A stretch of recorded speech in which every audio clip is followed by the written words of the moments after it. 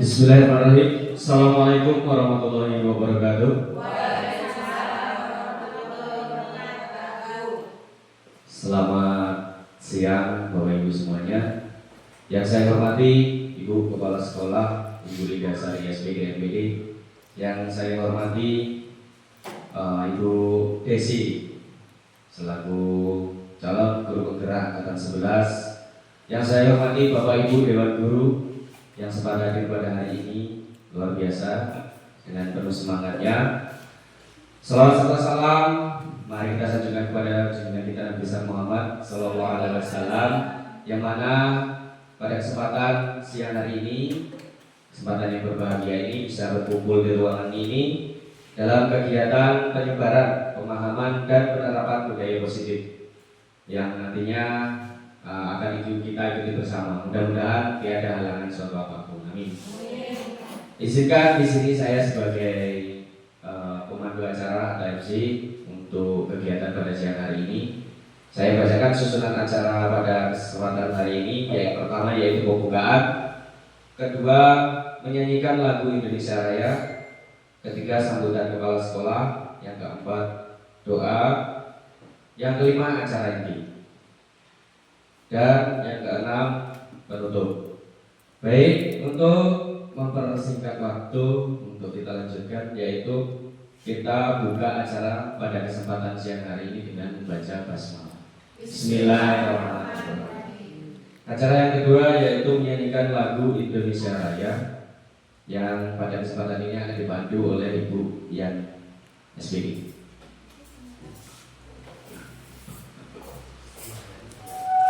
Kepada diri mohon berdoa.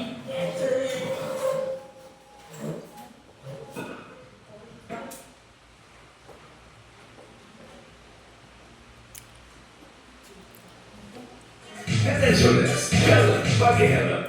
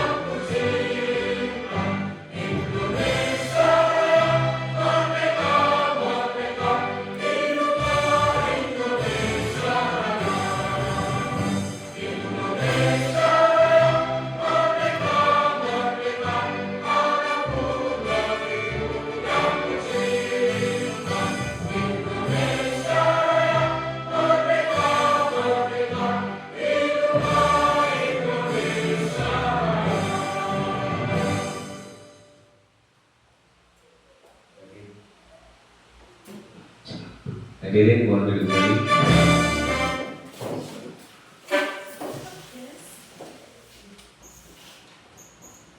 Untuk acara selanjutnya yaitu sambutan yang akan disampaikan oleh Ibu Kepala Sekolah kepada Ibu Lidasari SPG NPD di Barat.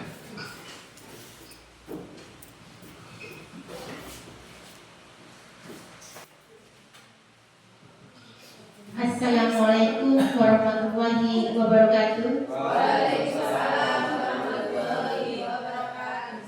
Alhamdulillah wa syukurillah. Puji syukur kita panjatkan kehadirat Allah Subhanahu wa taala, yang mana pada siang hari ini kita semua bisa berkumpul dalam keadaan sehat dan tidak ada suatu halangan apapun. Amin. Salawat beserta salam mari selalu kita sanjungkan kepada Nabi besar kita Muhammad Sallallahu Alaihi Wasallam, yang mana selalu kita nantikan syafaatnya baik dari dunia hingga yaumil qiyamah nanti. Amin ya rabbal alamin. Bapak Ibu Dewan Guru yang saya banggakan, alhamdulillah pada siang hari ini kita semua berkumpul dan saya selaku kepala sekolah sangat mendukung dan memberi yang selalu positif dukungan apapun ini dalam rangka kegiatan penyebaran pemahaman dan penerapan budaya positif dalam rangka tugas aksi nyata pendidikan guru penggerak angkatan 11. Semoga apa yang didapat kelak bisa bermanfaat untuk murid-murid dan peserta didik kita, bisa berkembang dan bermanfaat. Itu yang selalu kita harapkan. Saya selaku kepala sekolah sungguh sangat mengapresiasi dan mendukung dalam kegiatan ini. Hanya itu yang dapat saya sampaikan, lebih dan kurang saya mohon maaf. Saya akhiri, wabillahi taufiq wal hidayah. Wassalamualaikum warahmatullahi wabarakatuh.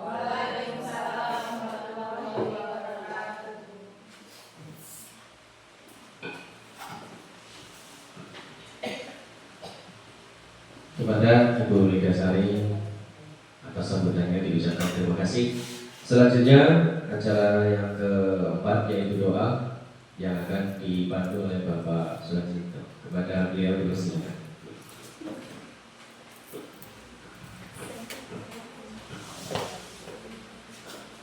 Assalamualaikum warahmatullahi wabarakatuh. Bismillahirrahmanirrahim. Allahumma sholli ala sayyidina Muhammad wa ala sayyidina Muhammad. Walhamdulillahi rabbil alamin. Hamdan syakirin, hamdan na'imin, hamdan yuwafi ni'ama wa yukafi majidah. Ya Rabbana lakal hamd kaya bagi hari buat tolik. Ya Allah ya Rahman, pada hari ini kita laksanakan acara yang sangat bagus ini ya Allah.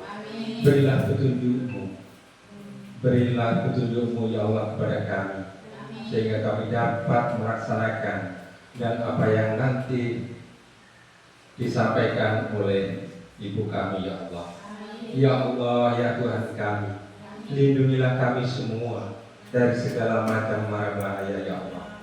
Rabbana dzalamna anfusana wa in lam taghfir lana lanakunanna minal khasirin. Rabbana atina fid dunya hasanah wa fil akhirati hasanah wa qina adzabannar. Walhamdulillahi rabbil alamin. Wassalamualaikum warahmatullahi wabarakatuh.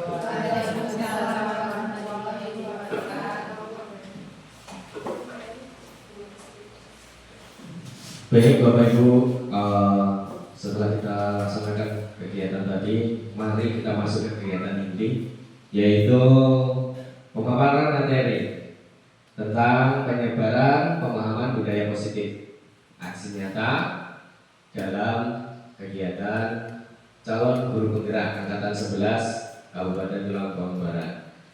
Dalam hal ini akan disampaikan oleh Ibu Desi Puspitasari SPD. Kepada beliau waktu, tempat, dan segalanya dipersilakan. Monggo Bu Desi.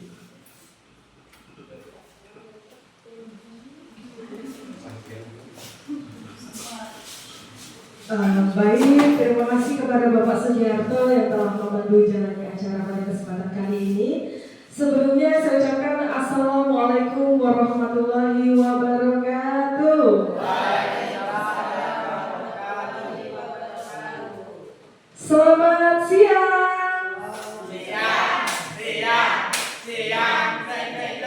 Masih kurang semangat ya Bapak Ibu, sekali lagi. Selamat siang. Jeng. Ya, terima kasih kepada Bapak Ibu semua yang telah menyempatkan waktunya untuk hadir di acara ini. Saya tentunya berterima kasih Bapak Ibu semua telah mensupport saya dengan penuh mengikuti pendidikan guru penggerak angkatan 11 di Kabupaten Tulang Bawang Barat ini. Pertama-tama di sini saya juga mengucapkan terima kasih kepada Ibu Kepala Sekolah yang juga meluangkan waktunya untuk dapat hadir di sini, dan tentunya izin memperkenalkan diri Bapak Ibu. Tapi Bapak Ibu mungkin udah kenal ya Bapak Ibu. Masa iya belum kenal dengan saya seperti ini? Bapak Ibu mungkin bingung kenapa Bapak Ibu hari ini siang ini setelah jam mengajar selesai saya kumpulkan di ruangan ini. Ada apa ya? Mengapa? Kok saya tuh dikumpulkan? Biasanya nggak pernah gitu ya Bapak Ibu. Ada apa? Jadi saya di sini ada tugas untuk menyelesaikan aksi nyata modul 1.4, yaitu menyebarkan pemahaman budaya positif. Karena tadi katanya belum kenal, saya kenalan dulu Bapak Ibu. Bapak Ibu, perkenalkan, nama saya Desi Puspitasari. Udah tahu Bapak Ibu?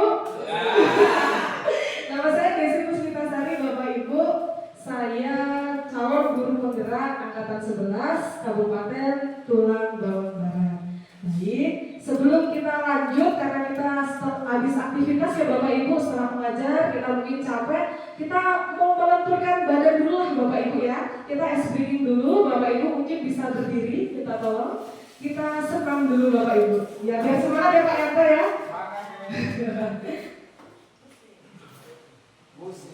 Musik.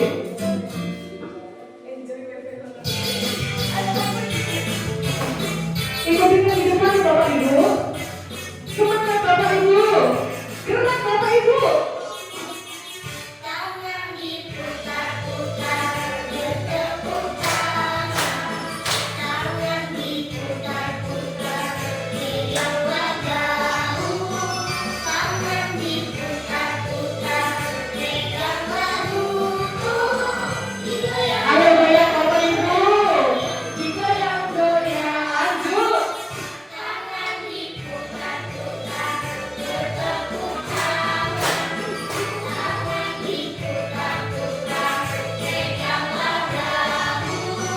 Tangan diputar-putar, pegang bahuku. Digoyang-goyang, digoyang-goyang, digoyang-goyang. Diputar-putar, diputar ke atas. Diputar-putar, diputar ke bawah. Diputar-putar, diputar ke kanan. Diputar-putar, diputar ke kiri. Promosi dulu Bapak Ibu.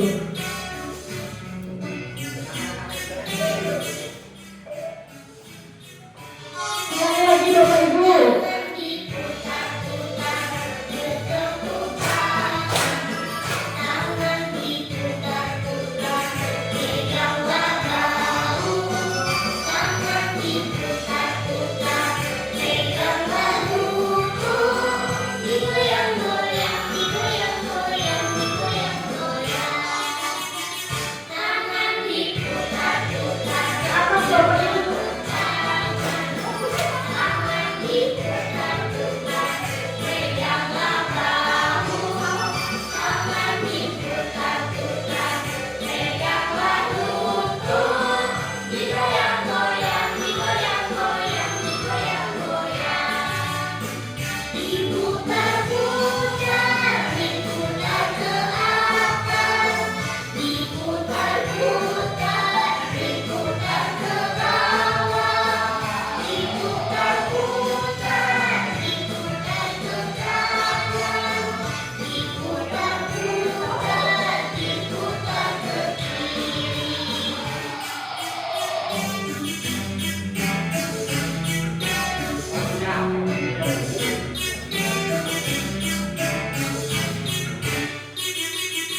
Ya, terima kasih Bapak Ibu. Tepuk masyarakat ramai dan boleh duduk lagi ya Bapak Ibu. Terima kasih. Gimana Bapak Ibu? Sudah lebih plong apa capek atau ngos-ngosan? Tapi jangan ngantuk ya Bapak Ibu ya. Lanjut. Di sini adalah saya akan menyebarkan pemahaman budaya positif yang sudah saya dapatkan. Saya jadi ngos-ngosan Bapak Ibu habis gerak yang sangat luar biasa. Itu merupakan tugas aksi nyata saya di modul 1.4. Nah, kata-kata budaya positif ini sudah tidak asing lagi ya Bapak Ibu. Sering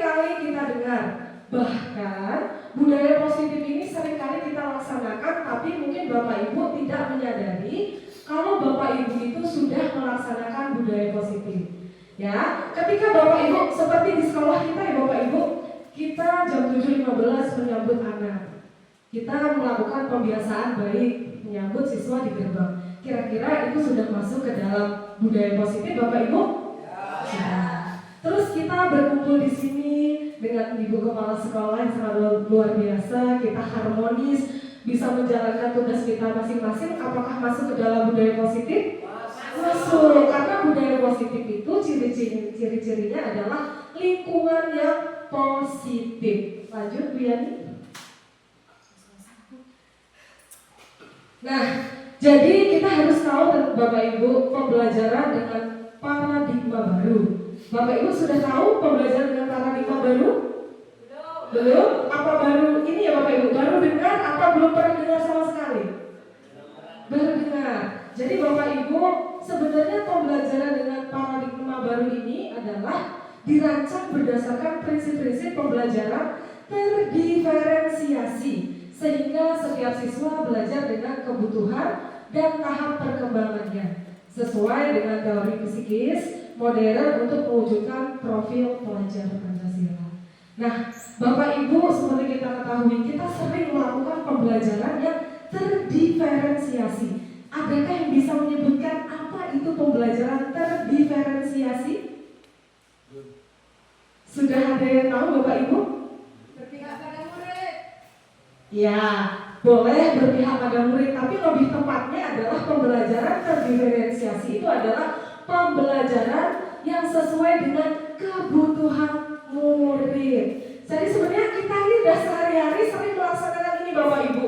Mungkin karena bahasanya dengan bahasa paradigma baru, sesuatu yang baru itu pasti ya kita harus belajar untuk mengenalnya. Jadi mungkin Bapak Ibu baru mendengar ya. Tapi untuk profil pelajar Pancasila ini sudah tahu semua ya Bapak Ibu, ada 6 dimensi profil pelajar Pancasila yang sering kita laksanakan sesuai dengan kurikulum merdeka. Kira-kira apa aja Bapak Ibu? Yang pertama ada mandiri, bernalar kritis, inovatif, bergotong royong, kolaboratif, beriman dan bertakwa kepada Tuhan Yang Maha Esa. Lanjut. Jangan tegang-tegang ya Bapak Ibu, kita di sini sama-sama belajar ya. Di sini yang kedua adalah miskonsepsi tentang teori kontrol. Adakah yang tahu apa itu miskonsepsi? Miskonsepsi tentang teori kontrol. Ya, benar sekali Bu Artika. Miskonsepsi ini adalah sebuah kesalahpahaman, sudut pandang kita yang salah tentang teori kontrol. Jadi selama ini adalah ilusi guru untuk mengontrol murid. Pada dasarnya guru itu hanya menuntun sesuai dengan kodrat alam dan kodrat zaman. Jadi pembelajaran di masa lalu mungkin untuk guru-guru yang senior belum ada yang gadget, ya Pak? Benar kan Pak? Nah, apakah zaman dulu belum ada gadget itu terus diajari gadget Pak? Tidak kan? Nah, sebenarnya guru itu hanya menuntun sesuai dengan kodrat alam dan kodrat zaman. Kodrat zaman sekarang era digital, semuanya serba digital. Anak-anak sekarang gampang mencari informasi melalui ilmu teknologi komunikasi. Bahkan anak-anak SD sudah banyak yang mempunyai handphone. Benar Bapak Ibu? Benar. Terus selanjutnya ilusi bahwa semua penguatan positif, efektif dan bermanfaat. Bahwasanya tidak Bapak Ibu. Jadi kita ini selalu salah paham tentang teori kontrol yang telah kita lakukan sehari-hari dalam mengajar. Di sini juga ada ilusi bahwa kritik dan membuat rasa bersalah mampu menguatkan karakter. Tidak Bapak Ibu. Kalau Ibu Bapak Ibu pengen tahu bahwasanya kritik dan saran itu bahkan membuat rasa bersalah tidak akan menguatkan sebuah karakter. Kira-kira kalau anak kita buat untuk merasa bersalah, terus apakah karakternya akan lebih kuat lagi? Tidak. Bahkan anak itu akan merasa dirinya tidak berarti. Apalah artinya aku di dunia ini? Gitu kan Bapak Ibu? Kamu ini selalu disalah-salahin terus sama ibunya, sama bapaknya, bahkan sama gurunya. Buat apa sih aku harus hidup di dunia ini? Ya kan Bu ya? Benar. Jadi kalau membuat orang merasa bersalah itu tidak bagus Bapak Ibu. Lanjut untuk ilusi bahwa orang dewasa berhak memaksa. Ayo, siapa Bapak Ibu yang merasa dewasa dan memaksa-maksa? Nah, benar sekali Bapak Ibu, bahwasanya orang dewasa itu tidak berhak memaksa Bapak Ibu. Setiap anak itu wajib merdeka, mengatur dirinya sendiri sesuai dengan filosofi Ki Hajar Dewantara. Anak itu unik, kita hanya menuntut anak sesuai dengan kodrat alam dan kodrat zaman. Jadi kita itu tidak bisa memaksa-maksa orang lain sesuai dengan keinginan kita. Paham Bapak Ibu? Jadi inilah kesalahpahaman kita tentang teori kontrol yang telah kita laksanakan di sekolah. Lanjut. Ngantuk Bapak Ibu? Semangat ya Bapak Ibu. Lanjut untuk mengubah. Nah ini dia poin pentingnya Bapak Ibu. Insya Allah kalau Bapak Ibu mendengarkan saya dengan baik, mau belajar dengan saya dengan baik, insya Allah kita bisa menerapkan semua ini dengan baik di sekolah kita. Perlu digarisbawahi, saya berdiri di sini bukan berarti saya pintar Bapak Ibu.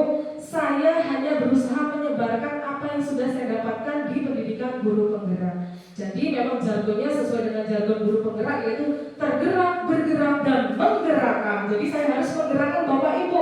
Jadi ilmunya ini konsepnya nggak saya ambil sendiri. Saya harus menyebarkan kepada Bapak Ibu semuanya. Untuk stimulus respon, ini adalah garis besarnya. Bagaimana kita bisa mengubah stimulus respon ke pendekatan teori kontrol. Nanti akan saya jelaskan apa saja teori kontrol, ada berapa. Tapi kita harus berubah dulu paradigma kita. Sudut pandang kita ini harus berubah dulu Bapak Ibu. Tentang bagaimana sih bahwasanya di sini stimulusnya bahwasanya kita sama. Pada dasarnya di teori kontrol, realitas itu setiap kebutuhan manusia pasti berbeda, beda. Semua anak itu tidak akan pernah sama. Jadi anak itu cara gaya belajarnya pun berbeda, kebutuhannya pun berbeda.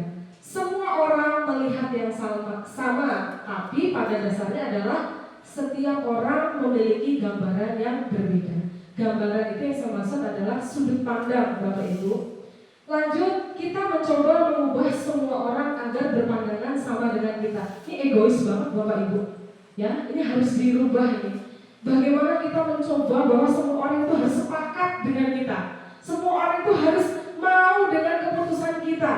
Kita tidak menanyakan dulu apa kesulitan mereka, apa hambatan mereka, sudut pandang mereka. Ini adalah egois banget Bapak Ibu. Bahwasanya kita berusaha memahami pandangan orang lain tentang dunia. Dunia ini apa milik kita sendiri Bapak Ibu? Enggak, dunia ini milik bareng-bareng, penghuninya itu berjuta-juta Bapak Ibu. Jadi kita jadi manusia itu tidak boleh terlalu egois. Lanjut, untuk perilaku buruk dilihat sebagai suatu kesalahan. Semua perilaku memiliki tujuan. Jadi bahwasanya perilaku buruk anak terlambat misalkan sebagai suatu kesalahan. Memang kesalahan yaitu tidak mematuhi tata tertib sekolah. Tetapi semua perilaku memiliki tujuan. Bisa saja anak tersebut di rumah harus membantu ibunya berdagang. Bisa juga dia harus membantu bapaknya nyadar ke arah misalkan. Karena kita tidak pernah tahu, setiap manusia pasti mempunyai tujuan hidup masing-masing. Tapi kita harus berubah bagaimana kita bisa mencapai tujuan tersebut. Lanjut, orang lain bisa mengontrol saya. Enak banget orang lain bisa mengontrol saya. Emang manusia adalah sebuah remote control, bukan ya Bapak Ibu? Jadi hanya Anda yang bisa mengontrol diri Anda. Anak ini hanya anak yang bisa mengontrol diri Anda, bukan orang lain. Ada dulu kalau misalkan orang pacaran Bapak Ibu bucin, diatur-atur pacarnya mau. Ada kan Bapak Ibu seperti itu? Tidak bisa. Bahwasanya hanya diri kita yang bisa mengontrol. Siapa yang pernah? Mengontrol diri kita sendiri. Lanjut.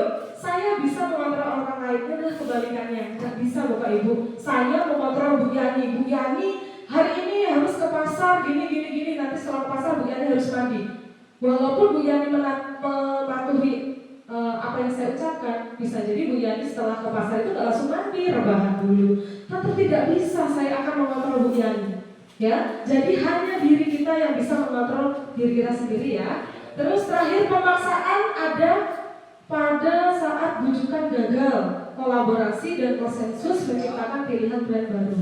Jadi kalau kita sudah bujuk-bujuk, gagal, yang terjadi kita memaksa.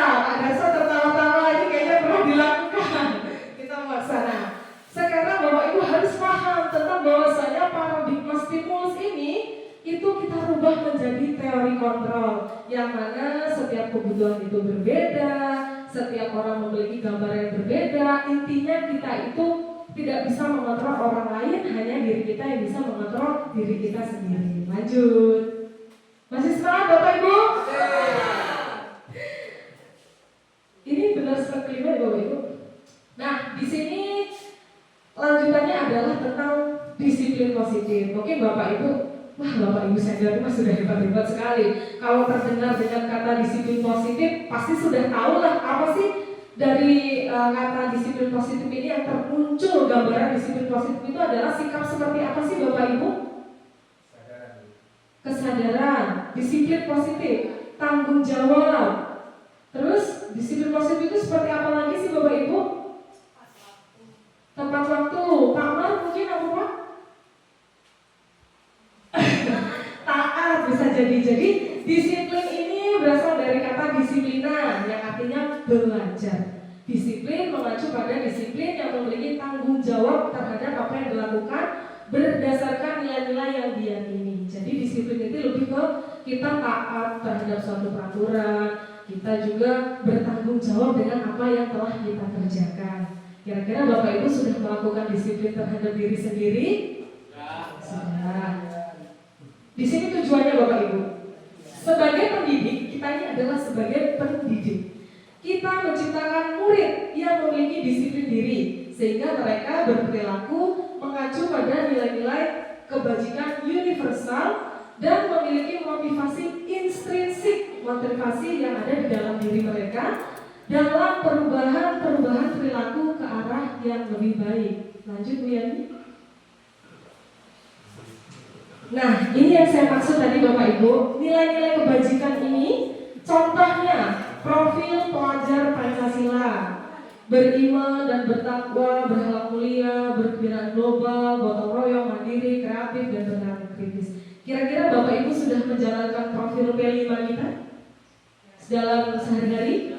Sudah. Di sini ada juga PYP, Years Program, Primary Years Program, yaitu selain itu kita harus bertoleransi, mempunyai rasa hormat, integritas, mandiri, menghargai, antusias, empati, dan selanjutnya. Yang terakhir adalah keterampilan hidup ataupun life skill. Dapat dipercaya, lurus hati, susah nih. Ini poin lurus hati nih Bapak Ibu yang susah. Kalau lurus bengkok hati ini yang paling susah. Poin lurus hati, bagaimana kita bisa meluruskan hati kita, niat kita dari rumah berangkat untuk mengajar. Ini sangat sulit. Kalau kita aja sudah bengkok hati, maka akan bubar segalanya. Ada ya Bapak Ibu bengkok hati ataupun keluar hati? Lanjut, pendengar yang aktif. Nah, seperti Bapak Ibu yang sekarang menjadi pendengar yang aktif, luar biasa, itu adalah sebuah keterampilan hidup. Lanjut Bu Yani. Nah, ini dia kebutuhan dasar manusia. Bapak Ibu pasti udah tahu lah apa itu kebutuhan dasar manusia. Kita kira-kira keseharian kita tuh kita membutuhkan apa sih Bapak Ibu yang mendasar? Makan, terus berpakaian. Iya, benar sekali, kita membutuhkan makan dan pakaian. Lanjut Bapak Ibu. Tempat tinggal, apa bunda nih? Apa? Udara, iya juga ya. Kalau udara kita beli, tambal angin itu 2.000. Kalau kita beli Bapak Ibu, kira-kira gaji kita sebulan ini cukup nggak cuma buat bayar udara? Nggak cukup Bapak Ibu. Tapi kebutuhan dasar manusia ini adalah segala sesuatu yang kita lakukan untuk mendapatkan apa yang kita inginkan. Seluruh tindakan yang tidak dilakukan adalah dalam rangka agar kebutuhan dasar kita terpenuhi dengan baik. Kira-kira kita bekerja tuh masuk dalam kebutuhan dasar nggak Bapak Ibu? Iya, karena bekerja tujuannya adalah mencari nafkah untuk makan, minum, dan lain-lain. Healing misalkan ya. Yang terakhir gimana Pak? Termasuk kasih sayang tadi ya? Iya, membutuhkan kasih sayang juga. Lanjut Bu. Nah, ini dia 5 kebutuhan dasar manusia. Yang pertama, saya itu butuh bertahan hidup. Yang saya bilang tadi Bapak Ibu, butuh makan, butuh minum, tempat tinggal, dan lain-lain. Yang kedua, kasih sayang. Iya, ketawa semua kalau ngomongin kasih sayang Bapak Ibu. Pak Darso paling kenceng nih. Jadi saling ya Pak ya. Jadi kita ini butuh kasih sayang, bukan hanya kebutuhan dasar manusia. Anak kita peserta didik itu adalah termasuk ke dalam manusia kan Bapak Ibu. Dia butuh kasih sayang terhadap gurunya. Jadi kalau gurunya itu sudah benci dengan muridnya, bagaimana Bapak Ibu? Ya kan, butuh namanya kasih sayang. Kalau kita seperti orang dewasa kan sama ya Bapak Ibu, kita butuh kasih sayang. Kalau misalkan kita ada masalah hati, kira-kira di sekolah kita ceria nggak Bapak Ibu? Tidak, di rumah sudah galau, terengut, ada apa sih sebenarnya? Lanjut, kita kebebasan. Yang ini saya maksud tadi Bapak Ibu, kita butuh sebuah kebebasan, memerdekakan diri kita sendiri, tidak diatur-atur oleh orang lain. Mau pergi ke pasar saja diatur oleh orang lain, mau ke WC aja diatur oleh orang lain, kan ribet ya Bapak Ibu. Jadi kita butuh sebuah kebebasan. Yang nomor 4, selain kebebasan, lanjutannya Bapak Ibu, kesenangan. Gak mungkin kita itu gak butuh sebuah kesenangan. Pasti butuh, saya aja butuh Bapak Ibu. Butuh sebuah kesenangan. Contohnya kalau kita capek bekerja, kita bisa jalan-jalan, kita dengan keluarga. Supaya apa? Supaya besok fresh, ngajar lagi semangat, anaknya juga semangat. Lah kalau gurunya aja masuk dan selamat pagi, kerjakan itu, kira-kira anak itu bagaimana Bapak Ibu? Jadi kita tuh harus bisa mengkondisikan. Karena guru ini dituntut dengan sempurna Bapak Ibu, padahal guru manusia biasa. Ya, yang terakhir kita butuh sebuah penguasaan terhadap sesuatu. Kita bisa ini loh, kita bisa itu loh, ya. Kita butuh sebuah penguasaan. Ngerti Bapak Ibu? Lanjut. Lanjut Bapak Ibu, jangan teriak-teriak. Lanjut. Motivasi perilaku manusia. Jadi setelah dia memenuhi kebutuhan dasar manusia, kita ini punya motivasi di dalam hidup kita. Jadi motivasi kita itu ada intrinsik dan ada ekstrinsik. X itu yang di luar untuk orang lain, pembuktian kita. Orang itu pernah mengira saya harus bisa begini. Itu motivasi ekstrinsik di dalam hidup kita. Tapi kalau intrinsik, saya jelaskan intrinsik dulu. Untuk menjadi orang yang mereka inginkan dan menghargai diri sendiri dengan nilai-nilai yang mereka percaya. Jadi mereka itu lebih ke disiplin waktu, menghargai diri sendiri dan lain-lain lah Bapak Ibu. Intinya untuk memotivasi diri sendiri. Untuk ekstrinsiknya yaitu untuk menghindari ketidaknyamanan ataupun hukuman. Jadi mereka misalkan anak-anak bangun pagi jam 6:30 membersihkan rumah dan lain-lain, dia berangkat sekolah jam 7 supaya dia tidak terlambat dan tidak dihukum. Akhirnya inilah muncul motivasi ekstrinsik dan untuk mendapatkan imbalan penghargaan dari orang lain. Ini yang saya pernah nggak Bapak Ibu ketika kita hidup lagi capek-capeknya di fase titik terendah, tak punya apa-apa, kita tuh merasa saya tuh harus membuktikan kepada orang-orang itu bahwa saya bisa seperti ini. Saya tuh mampu loh. Yang dikatakan orang tersebut tuh tidak benar loh. Hari ini saya tuh bisa membuktikan kalau saya tuh bisa. Pernah Bapak Ibu?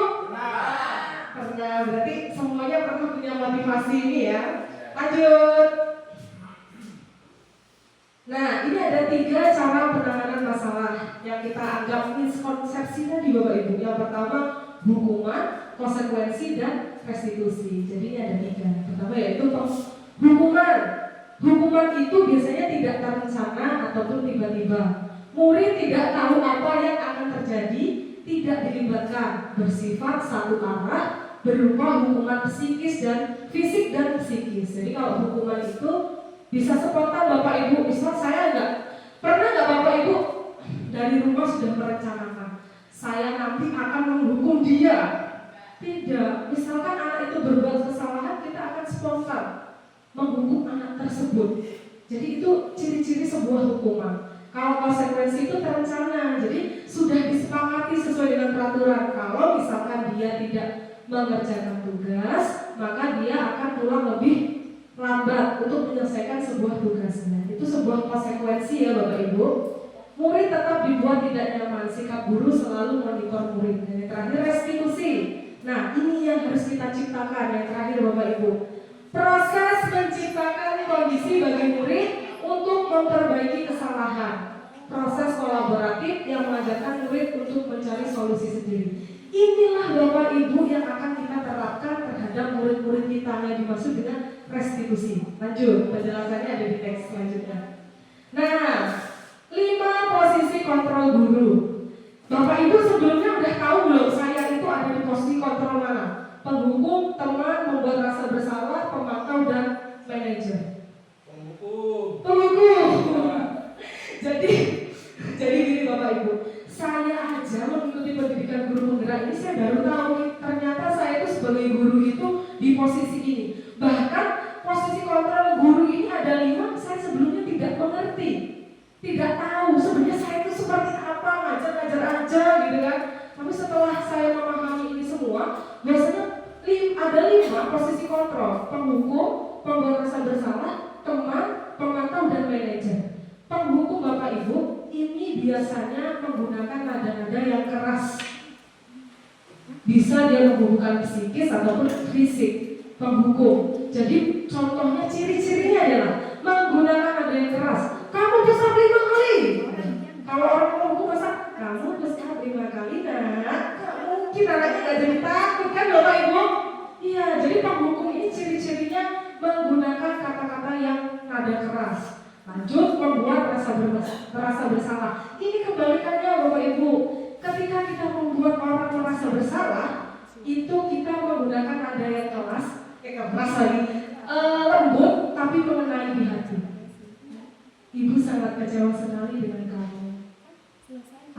Ibu sangat kecewa sekali dengan kamu. Bagaimana kalau orang tuamu tahu kelakuan kamu ini? Jadi anak itu akan terdiam. Tapi efeknya sangat luar biasa Bapak Ibu. Ini tidak bagus. Anak itu seolah-olah dirinya tidak berarti, tidak percaya diri. Saya itu hanya menyusahkan orang lain. Dia tidak bisa meluapkan amarahnya, emosinya terhadap orang lain yang ada dia disalah-salahi. Ini bagus Bapak Ibu untuk menyadarkan anak. Tapi anak itu akan merasa dirinya tidak berarti. Bahkan kamu tidak kasihan dengan ibu kamu. Gurunya sudah keluar kalimat itu kan anak itu kadang terdiam Bapak Ibu. Kamu kalau orang tua tahu ini bagaimana? Langsung anak itu berpikir, orang tua aku kan tahu nanti aku bagaimana ya? Aku udah mengecewakan dia, asik, gitu kan Bapak Ibu. Jadi ini lebih bahaya Bapak Ibu. Bapak Ibu kalau bisa berubah, jangan menggunakan paradigma ini. Membuat rasa bersalah suatu saat akan menjadi bom waktu. Kalau anak ini sudah capek disalah-salahin ya selesai. Lanjut teman ini adalah posisi kontrol yang kita mungkin kalau dengan kelas bawah tidak bisa diterapkan ya Bapak Ibu. Anak kelas bawah aja masih sibuk membuang ingus segala macam. Tapi mungkin bisa, tapi tidak semulus dengan anak kelas atas. Jadi kalau posisikan guru sebagai teman itu baik, anak itu akan merasa sebagai temannya dekat, baik. Akan tetapi konsekuensinya ketika misalkan saya baik dengan Sinta terkena masalah dengan kelas 4 bernya Pak Darso. Sinta itu ada saya tidak mau membelanya. Maka anak itu akan merasa saya selama ini menganggap Bu Desi itu bestie saya loh. Tapi Bu Desi itu gak mau nolong saya ketika saya punya masalah. Itu efek buruknya. Jadi anak itu seolah-olah kenapa sih dia tuh tidak ada ketika saya membutuhkan, padahal selama ini saya sudah membantu. Ini efek buruk dari teman. Selanjutnya yaitu pemantau. Pemantau ini hanya menyalah-nyalahkan anak saja Bapak Ibu, seolah-olah kita ini manusia yang paling benar. Jadi Bapak Ibu tanya hari ini tidak memakai sepatu, kenapa? Ini hanya memantau saja, tapi tidak ada tindak lanjutnya. Yang terakhir manajer, harusnya kita di posisi ini Bapak Ibu. Bagaimana kita bisa memperbaiki masalah kita secara bersama-sama dan membuat suatu keyakinan bersama. Kira-kira posisi kontrol apakah aku? Kira-kira apa Bapak Ibu? Diriku ini sebagai yang mana? Penghukum. Jadi ini Bapak Ibu miskonsepsinya kita harus merubah ya. Lanjut. Contoh penerapan 5 posisi kontrol guru. Kasus siswa tidak memakai atribut lengkap saat upacara bendera. Kalau penghukum Bapak Ibu, hormat pada bendera selama 1 jam. Gitu. Ya kan kedengeran ini penghukum. Sudah kayak gitu anak cuma bisa dendam sama gurunya. Lanjut, membuat merasa bersalah.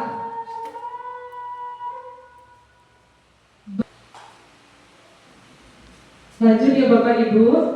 Kalau untuk pembuat merasa bersalah, contohnya kalimatnya seperti ini. Berapa kali, nadanya pelan ya Bapak Ibu kalau mengatasi, saya praktekin, saya mencoba Bapak Ibu. Berapa kali ibu atau bapak harus memberitahu kamu selalu saja mengecewakan ibu bapak. Itu ciri-ciri membuat murid merasa bersalah. Tapi kalau dia nadanya keras, berapa kali ibu bapak, bukan ciri-ciri orang membuat merasa bersalah. Gimana dia mau merasa bersalah kalau kita sudah menggunakan nada tinggi? Lanjut. Nah, ini adalah kasus masih siswa tidak memakai atribut lengkap saat upacara bendera. Ini kalau posisi kita teman adalah kata kuncinya adalah ayo dong bantu bapak ibu, itu pasti kata kuncinya. Ayo dong ikuti aturan sekolah, tolong bantu. Ini adalah kalimat yang mengungkapkan kita itu berteman dengan peserta didik. Sudah kita bantu, ya sudah tidak apa-apa, lain kali jangan sampai berbuat seperti ini lagi. Pemantau, kamu sudah melanggar peraturan sekolah, kamu tahu konsekuensinya. Setelah upacara kamu beli atributnya ke koperasi dan jangan diulangi lagi. Jadi dia hanya menyalahkan anaknya tanpa mencari solusinya lagi. Lanjut Bu Yani. Yang terakhir, uang jajannya habis itu beli atribut itu Bu. yang mana Pak? Back Bu. Yang untuk pemantau tadi. Pemantau, kamu sudah melanggar peraturan sekolah, kamu tahu konsekuensinya. Setelah upacara kamu beli atribut ke koperasi dan jangan diulangi lagi. Iya, uang jajannya habis. Makanya itu Pak pemantau itu hanya ke satu arah, yaitu menyalahkan murid saja. Jadi suruh cari sendiri, pokoknya hanya menyalahkan Pak.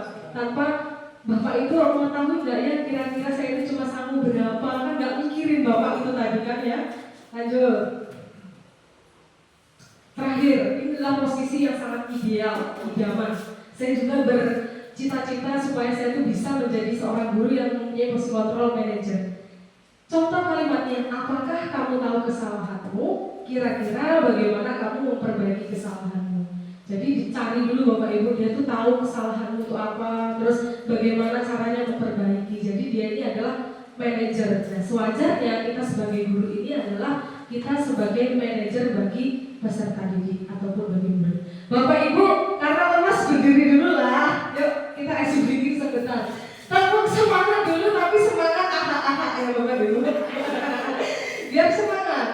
Jadi gerakannya pertamanya dan, ding ding ding, dung dung dung, dan, ding ding ding, dung dung dung, se, aha, ma, aha, nga, aha, semangat.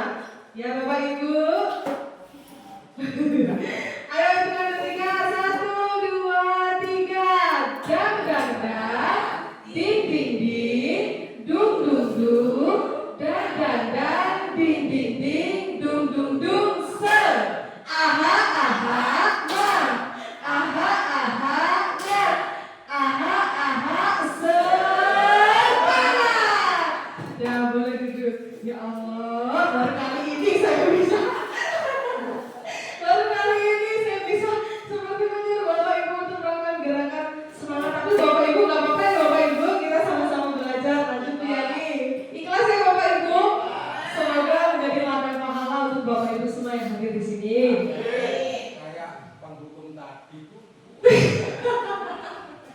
Lanjut ya.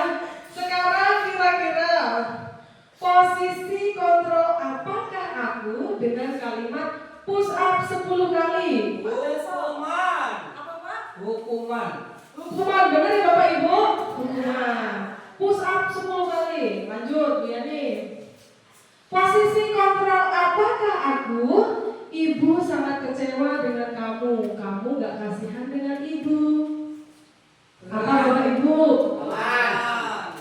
Kok tamat Bapak Ibu? Saya ulangi Bapak Ibu. Membuat rasa bersalah.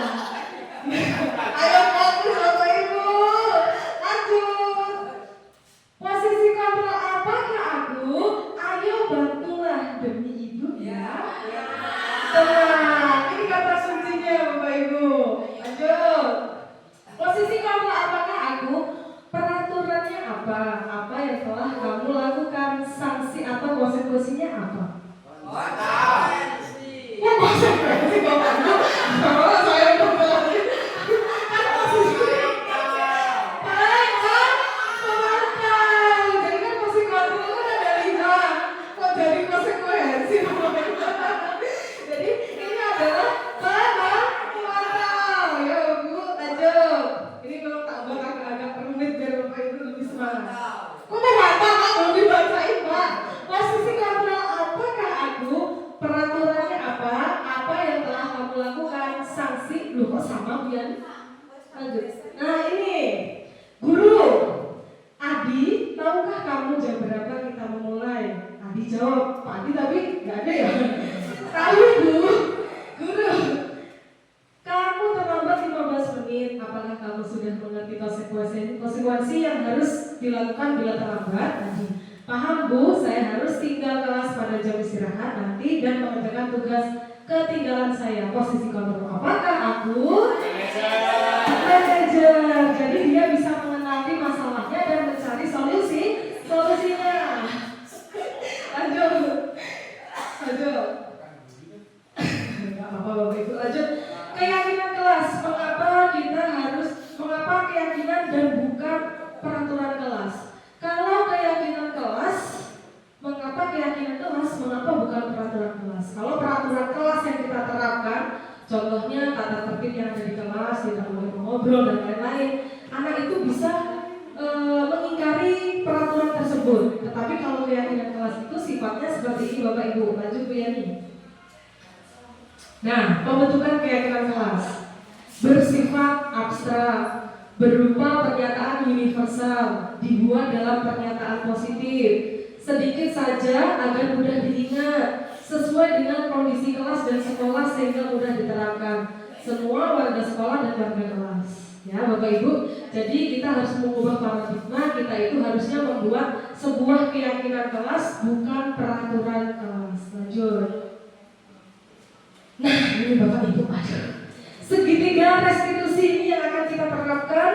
Bagaimana cara kita untuk mengontrol murid tentang budaya positif yang sudah saya sebarkan, yaitu segitiga restitusi itu adalah suatu proses dialog yang dijalankan oleh guru agar dapat menghasilkan murid yang mandiri dan bertanggung jawab. Jadi segitiga restitusi adalah proses Bapak Ibu, proses dialog yang sudah dijalankan agar menghasilkan murid yang mandiri dan bertanggung jawab. Lanjut Bu Yani.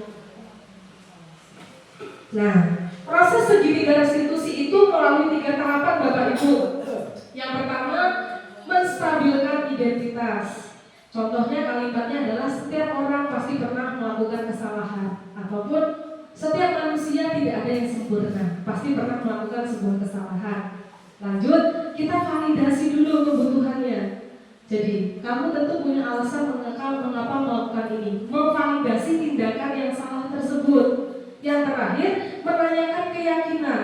Nilai-nilai apa yang telah kamu sepakati, kamu ingin menjadi orang yang seperti apa. Jadi segitiga restitusi sesuai dengan jargonnya ya segitiga, nggak mungkin kotak restitusi. Karena segitiga itu pasti ada 3 unsurnya.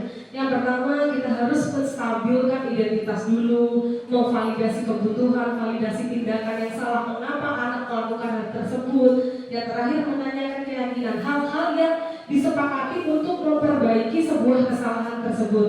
Ya Bapak Ibu, lanjut Bu Yani. Nah, menstabilkan identitas yang saya jelaskan tadi berdasarkan prinsip membuat kesalahan adalah bagian dari proses pembelajaran. Berbuat salah, kata-katanya Bapak Ibu, berbuat salah itu wajar. Wajar lah ya Bapak Ibu, pasti kita pernah buat salah ya Bapak Ibu. Gak mungkin kita ini adalah manusia biasa berpotensi untuk mengecewakan. Benar kan Bapak Ibu? Iya, benar sekali. Tidak ada manusia yang sempurna. Ya iyalah, tidak ada kesempurnaan, hanya milik Allah. Ibu bapak juga pernah melakukan hal itu. Jadi kata-kata ini yang bisa digunakan untuk menstabilkan identitas. Cara kita untuk menangani siswa kita ketika siswa itu tidak memakai atribut lengkap, siswa itu tidak mengerjakan PR, siswa itu terlambat, kita tuh harus melalui 3 tahapan Bapak Ibu. Jangan langsung menghukum, jangan langsung sebagai identitas, harus menggunakan segitiga restitusi. Bahwasannya setiap manusia itu pasti berbuat kesalahan, tapi Ibu pengen tahu kenapa kamu melakukan hal tersebut. Seperti itu contohnya. Lanjut Bu Yani.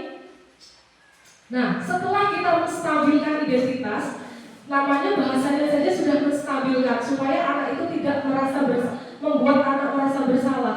Bahwasanya tidak ada manusia yang sempurna, setiap orang pasti punya kesalahan. Itu ciri-ciri menstabilkan identitas. Lanjut, setelah kita stabilkan, kita harus validasi dulu tindakan yang salah tadi Bapak Ibu. Kamu pasti punya alasan mengapa melakukan ini. Jadi nggak datang-datang push up 5 kali, push up 7 kali. Tidak bisa Bapak Ibu. Kita harus menyelesaikan masalah melalui segitiga restitusi. Yang kedua, validasi tindakan yang salah. Padahal kamu bisa melakukan hal lebih buruk dari ini ya. Padahal kamu bisa melakukan yang lebih buruk dari ini ya. Kamu patut bangga karena telah melindungi sesuatu yang penting buatmu. Jadi divalidasi dulu kenapa dia melakukan hal tersebut. Lanjut Bu Yani. Yang terakhir, menanyakan keyakinan. Contoh, nilai-nilai apa yang telah disepakati bersama. Seperti apa gambaran sebuah kelas yang ideal menurut kamu. Kamu ingin menjadi orang yang seperti apa. Berdasarkan prinsip teori kontrol, bahwa pada dasarnya kita termotivasi secara intrinsik dan ekstrinsik yang sudah saya jelaskan tadi ya Bapak Ibu. Lanjut Bu Yani. Nah, ini adalah saya sudah membuat suatu segitiga restitusi, yaitu penerapan segitiga restitusi siswa tidak memakai atribut lengkap. Boleh diputar mungkin Bu Yani videonya? Bapak Ibu silakan menyaksikan, di sini juga sudah saya buat. Waalaikumsalam, masuk Kak. Ini hari apa Nak? Hari Senin Bu, Kamu hari ini tidak pakai apa Nak? kopi dan nasi Bu. Ibu tahu Nak, tidak ada manusia yang sempurna. Nah, jadi ini proses menstabilkan identitas Bapak Ibu, tidak ada manusia yang sempurna. Apa alasanmu tidak memakai topi dan nasinya ini? Pertama tadi saya buru-buru Bu. Yang kedua atribut saya adalah adik saya dan salam Bu. Kira-kira apakah kamu tahu Nak resikonya jika kamu tidak memakai atribut lengkap pada hari ini? Tahu Bu, mendukung. Mengapa didukung Nak? Karena tidak mematuhi dan atribut Bu. Ya, kalau gitu, Ibu ingin tahu apa yang akan kamu lakukan agar atribut kamu lengkap dan tidak kesiangan lagi saat berangkat sekolah. Saya tidak beberapa malam Bu dan menyiapkan atribut saya dengan rapi agar tidak dimainkan adik saya Bu. Baik, berarti kamu sudah siap ya untuk melakukan hal tersebut. Ya Bu. Ibu percaya ke depannya kamu akan menjadi anak yang sukses dan Ibu percaya kamu juga bisa memenuhi kesepakatan kita hari ini. Terima kasih, silakan kembali ke kelas. Ya Bu, sama-sama.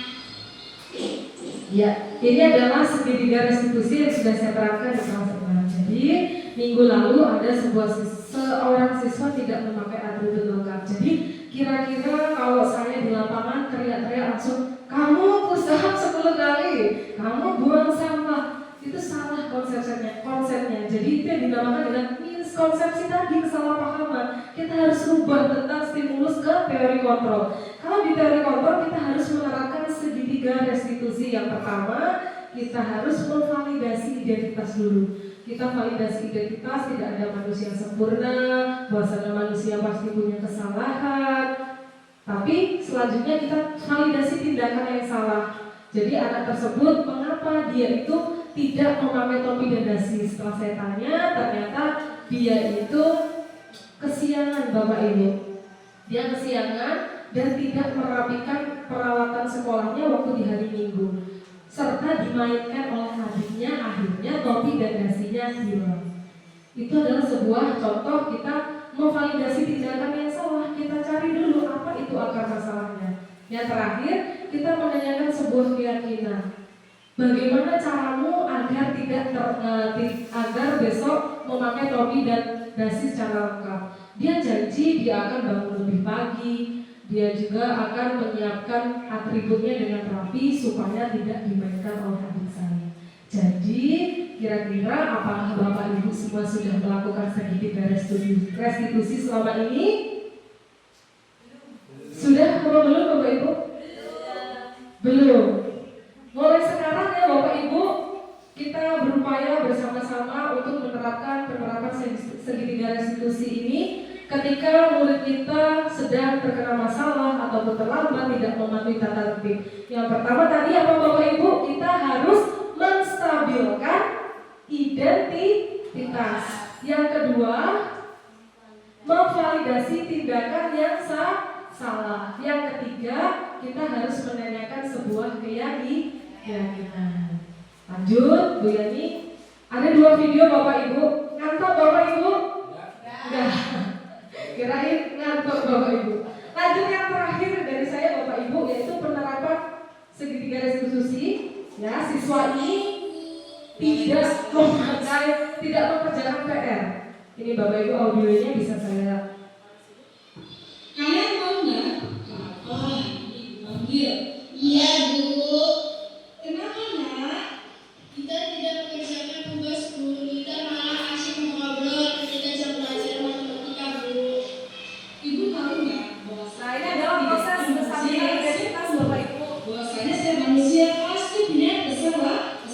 Ibu pengen tahu kira-kira apa alasan kalian melakukan ini? Kita sedang membicarakan Bu, akhirnya tugas tidak kami kerjakan Bu. Nah, Ibu pengen tahu kira-kira dengan apa yang sudah kalian lakukan, apa resikonya ya? Tahu Bu, dihukum, dipanggil orang tua, dan ketinggalan pelajaran Bu. Menurut kalian berdua, apa yang harus kalian lakukan untuk mempertanggungjawabkan kalian pada hari ini? Harus mengerjakan tugas yang tertinggal Bu. Selain itu, tidak boleh mengobrol dan bercanda ketika guru sedang menjelaskan Bu. Berarti kalian sudah siap untuk melakukan hal tersebut ya? Iya Bu, siap. Ibu percaya nggak ke depannya kamu akan menjadi anak yang sukses? Dan Ibu juga percaya kamu juga bisa memenuhi kesepakatan kita hari ini. Terima kasih. Silakan kembali ke kelas ya untuk melanjutkan pembelajaran selanjutnya. Iya Bu, sama-sama. Assalamualaikum. Ya, Bapak Ibu, ini adalah 2 contoh video dari pemaparan saya dan sebuah video yang telah saya paparkan. Kira-kira Bapak Ibu sudah paham tentang segitiga restitusi? Paham ya Bapak Ibu? Kita harus menvalidasi, menstabilkan identitas, validasi tindakan yang salah, dan baru kita membuat sebuah keyakinan. Jadi seperti ini ya Bapak Ibu pemaparan saya tentang menyebarkan budaya positif, tentang teori kontrol. Bapak Ibu kira-kira sudah paham semua Bapak Ibu? Sudah ya? Besok kira-kira Bapak Ibu bisalah memposisikan diri Bapak Ibu, apakah saya harus seperti apa ketika murid nanti terdapat masalah, kita harus melakukannya sesuai dengan segitiga restitusi ya Bapak Ibu. Jadi lanjut slide. Ya, terima kasih Bapak Ibu. Itu adalah salah satu pemaparan saya tentang menyebarkan pemahaman budaya positif. Pesan saya kepada Bapak Ibu semua, bahwasannya kita sebagai pendidik harus bisa upgrade diri. Upgrade diri yang seperti apa Bapak Ibu? Sekarang ini kita sudah di fase kurikulum merdeka. Kurikulum 13 sudah selesai kita laksanakan. Jadi mau tidak mau kita harus berubah. Yang saya jelaskan tadi tentang perubahan paradigma baru. Kita harus banyak belajar karena pada dasarnya kita ini adalah pembelajar sepanjang hayat. Tidak tahu usia, tidak ada batas.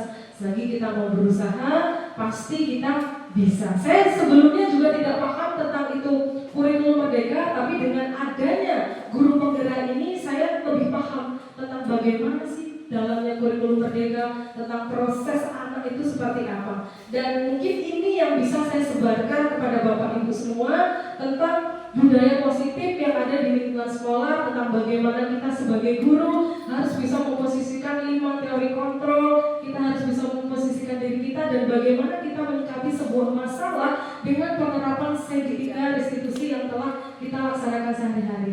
Mungkin Bapak Ibu semua sudah melaksanakannya di kelas, namun Bapak Ibu belum mengetahui tahapan-tahapan yang tepat sesuai dengan alur pembelajaran kurikulum Merdeka. Bahwasanya kita itu harus menerapkan segitiga restitusi.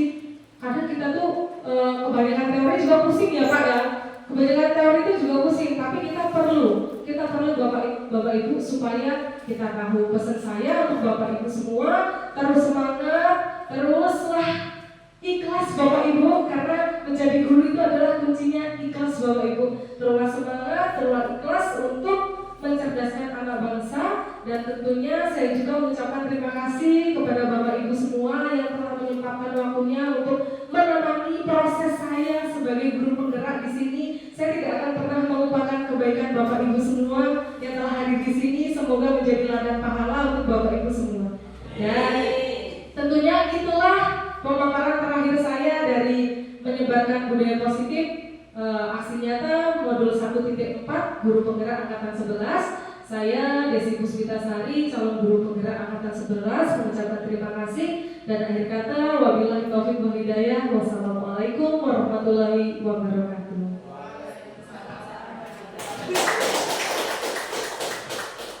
Baik, terima kasih diucapkan kepada Ibu Desi yang luar biasa telah disampaikan tadi beberapa materi tentang penyebaran, pemahaman, dan penerapan budaya positif. Untuk Bu Desi, sama-sama kita kasih tepuk cinta. Bisa Bu Ardika ditanggung. Tepuk cinta. Cinta.